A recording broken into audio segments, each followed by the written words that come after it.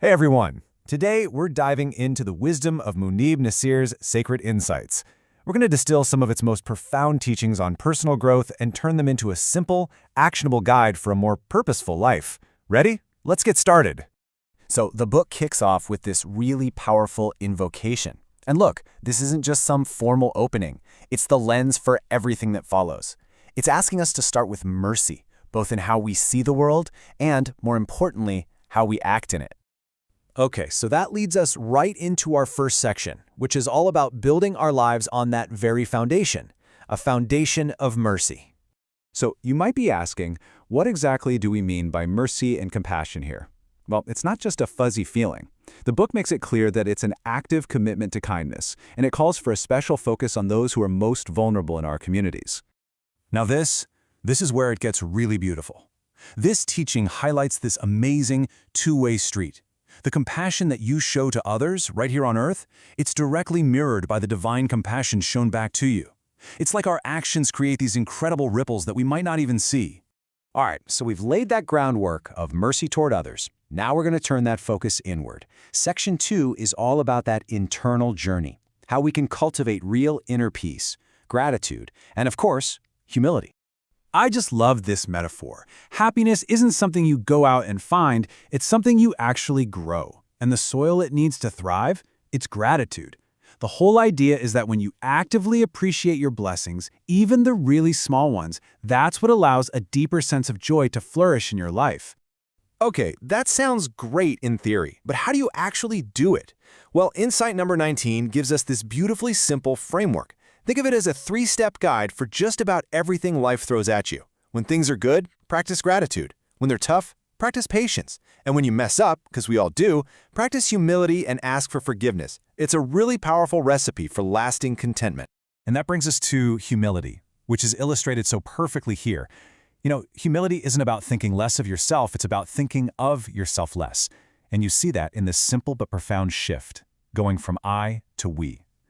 When you do that, you move away from arrogance and isolation, and you step onto a path of wisdom, compassion, and real genuine connection with others. Okay, so once we've done that important inner work, the journey naturally moves outward.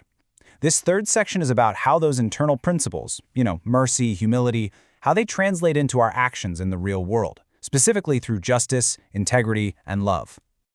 Let's just stop and think about this for a second. Seriously, it's one thing to stand for justice when it's easy, when everyone agrees with you. But what about when it costs you something? What about when it goes against your own biases, or even your own family? And here is the incredibly challenging answer that Insight 25 offers. It basically says that true justice has to be completely impartial. It can't have favorites. It's an unwavering moral standard we have to uphold no matter how tough it gets, even if it means standing against the people we love. So, what happens when a bunch of people really commit to living like this? Well, you get the building blocks of a truly moral community. Drawing from a few different insights, you can see how it all comes together. It's about actively healing divisions, taking care of our families and our planet, and very consciously choosing love and kindness as the forces that guide us. And that brings us to our final section. Now we're going to zoom all the way out and look at the biggest picture of all. Life's ultimate purpose, the precious value of the time we have, and the kind of impact we want our lives to have long after we're gone. Wow, this timeline from Insight number 7, it really hits you, doesn't it? It's such a potent reminder that these things, youth, health, money, free time, and life itself, they're not guarantees. They're precious, and they're temporary. It's a wake-up call, really, to use these gifts with purpose while we still have them. I love this idea of framing our good deeds as an investment. It suggests that every act of kindness isn't just for that one moment. It's a deposit you're making into your everlasting future. And get this, it has guaranteed returns. It reframes doing good as the smartest, most secure investment you could ever possibly make. And Insight number 40 leaves us with this powerful, urgent metaphor. This life is like a closing door. It's a finite opportunity we have to act, to grow, and to prepare for whatever comes next. It's a call to live with intention, with a sense of sacred urgency. So, after all that, it really comes down to this one question for you. We've talked about mercy, gratitude, justice, and purpose, but the real test is turning it into action. So, what is one idea from all of this, just one, that you can consciously take with you and weave into the fabric of your life, starting today. Because that is what turns insight into wisdom.